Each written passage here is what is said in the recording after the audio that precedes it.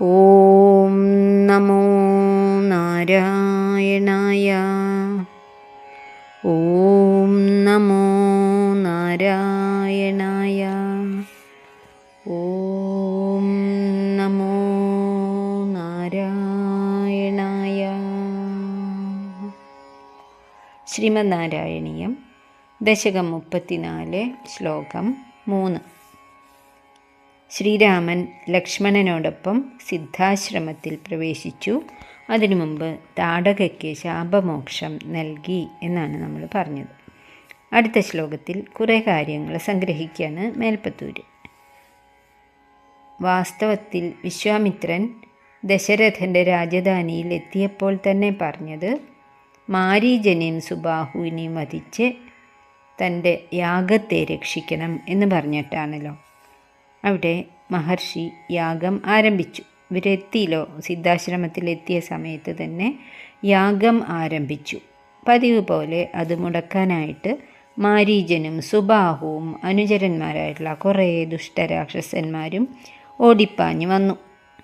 മാരീചൻ ശ്രീരാമൻ്റെ ബാണം കണ്ടതും ഓടി സകല ദിക്കിലും ഓടി, പർവ്വതത്തിലും സമുദ്രത്തിലും ഒക്കെ ഒളിച്ചു നോക്കി. രാമബാണം പിന്നാലെ വേഗം വന്ന് ശ്രീരാമൻ്റെ പാദത്തിൽ കെട്ടിപ്പിടിച്ച് കരയാൻ തുടങ്ങി.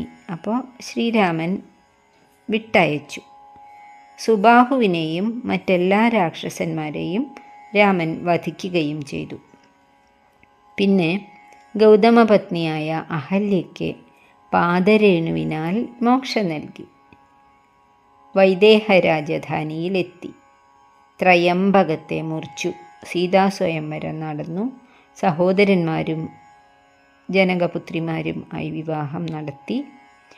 അതിനുശേഷം എല്ലാവരും കൂടി അയോധ്യയിലേക്ക് തിരിച്ചു വരികയും ചെയ്തു. അതാണ് ഈ 3-ാമത്തെ ശ്ലോകത്തിൽ സംഗ്രഹിച്ചിട്ടുള്ളത്.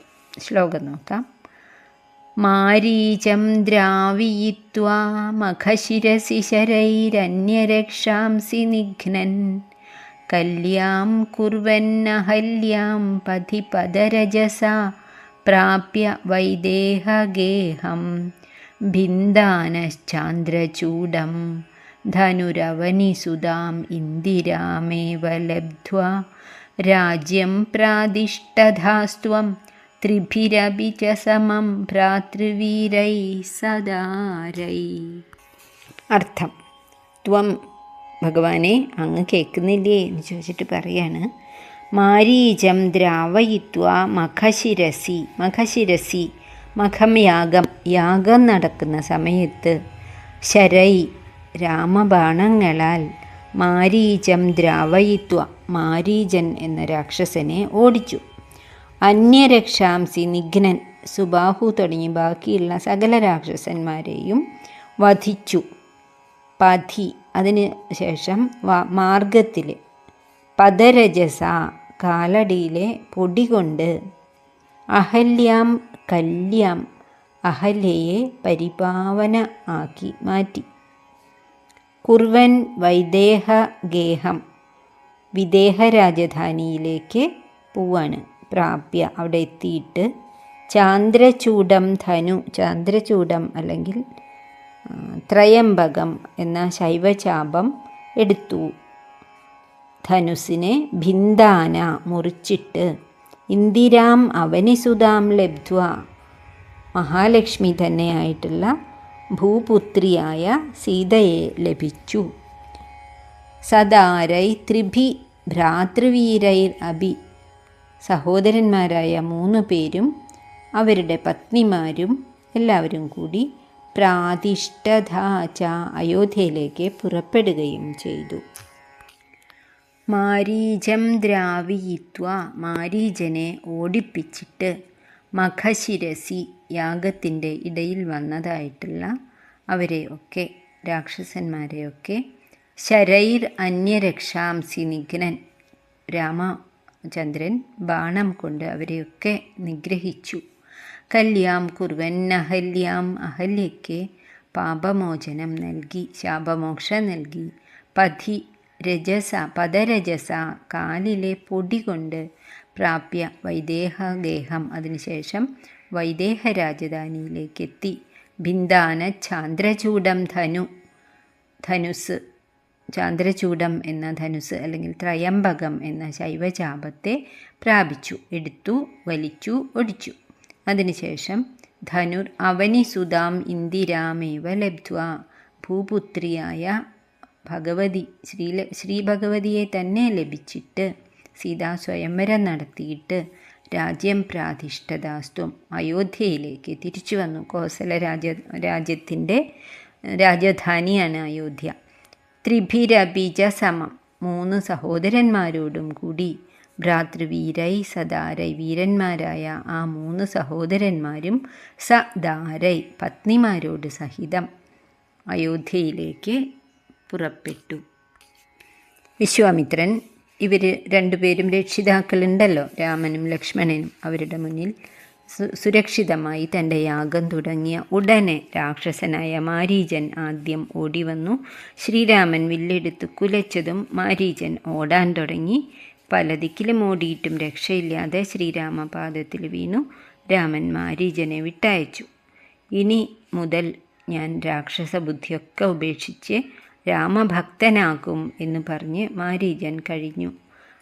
അപ്പോഴും എന്തെങ്കിലും ഒരു ശബ്ദം കേട്ട, ആരെങ്കിലും രാ എന്ന അക്ഷരം പോലും പറഞ്ഞ മാരീചന് പേടിയായിരുന്നു അത്രേ. അപ്പോൾ ഞെട്ടും മാരീചൻ. എങ്കിലും പിന്നീട് അവസാനം കഥ അന്ത്യത്തിൽ രാവണൻ്റെ കൈകൊണ്ട് മരിക്കാതിരിക്കാൻ സ്വർണ്ണ നിറമുള്ള പുള്ളിമാനായതും ശ്രീരാമബാണം ഏറ്റ് തന്നെ മരിച്ചതും ഈ മാരീചൻ തന്നെയാണ്. പിന്നെ ബാക്കിയുള്ള രാക്ഷസന്മാരെ സുബാഹു തുടങ്ങി എല്ലാവരെയും രാമനും ലക്ഷ്മണനും കൂടി വധിക്കുകയാണ് ചെയ്തത്. പിന്നെ അതിനുശേഷം നടന്ന കാര്യം, വിദേഹ രാജധാനിയിൽ പൂജിക്കുന്ന മഹാദേവൻ്റെ വില്ലായിട്ടുള്ള ത്രയ്യംബകത്തെ കാണാനായിട്ട് അങ്ങോട്ട് കൊണ്ടുപോയി മഹർഷി കുട്ടികളെ. ഗംഗാതീരത്ത് ആ പോണ വഴിക്ക്, പഥി എന്ന് പറഞ്ഞില്ലേ, പോണ വഴിക്ക് കണ്ടതാണ്. ഗംഗാതീരത്ത് മനോഹരമായ ഒരു സ്ഥലം, അവിടെ ക്രൂരമൃഗങ്ങളൊന്നുമില്ല. വളരെ സുന്ദരമായ ആ സ്ഥലം കണ്ടപ്പോൾ ചോദിച്ചു, എന്താണ് ഇവിടെ പ്രത്യേകത എന്ന്. അപ്പോൾ വിശ്വാമിത്രൻ ഗൗതമപത്നിയായ അഹല്യയുടെ കഥ പറഞ്ഞു കൊടുത്തു. അതൊക്കെ വിസ്തരിച്ച് എല്ലാവർക്കും അറിയാലോ.